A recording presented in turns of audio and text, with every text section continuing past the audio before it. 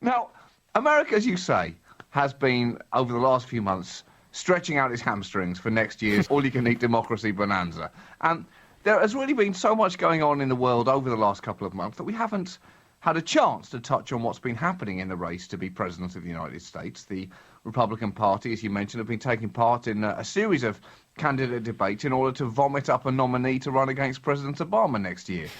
So let's have a quick run through the inedible buffet of possibilities that encompass the whole rainbow of whack jobbery that is the Republican candidates. First, there's Herman Cain, the non-politician CEO of Godfather's Pizza. That's right, rest of the world. The CEO of a low-grade pizza chain is in the running to be the custodian of the nuclear arsenal.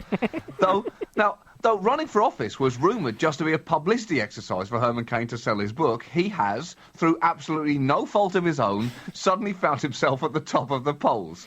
Then, recently, it emerged that a woman had received a settlement years ago for sexual harassment claim, and another woman stepped forward alleging sexual assault in a car around the same time. So, can a pizza-chomping horn dog be elected leader? Only in Italy, my friend, and in America in 92 and 96. But Herman Cain does 1892 and 1896.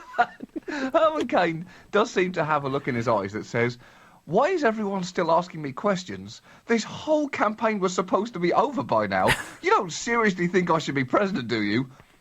Oh, shit! Then there's Michelle Bachmann, a congresswoman from Minnesota and first-class ticket holder on the Crazy Train.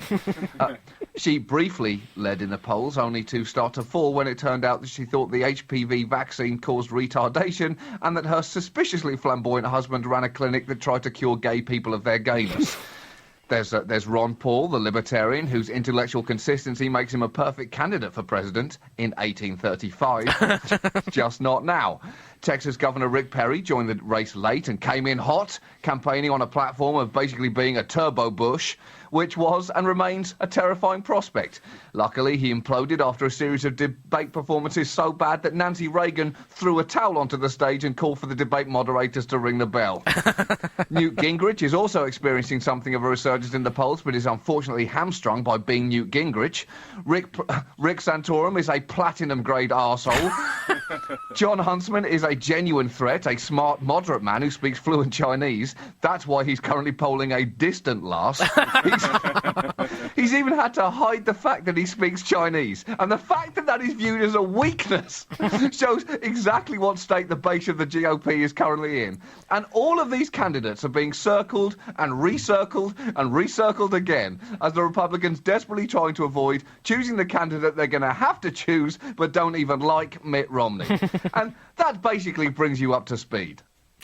Well, it sounds like it's a great era for democracy in America, John. Sounds like, I don't know, I think maybe the problem is that, they've given democracy to Iraq and they've given democracy to Afghanistan, and they've just not kept enough democracy for themselves. Just scrabbling around for the scraps. Yep.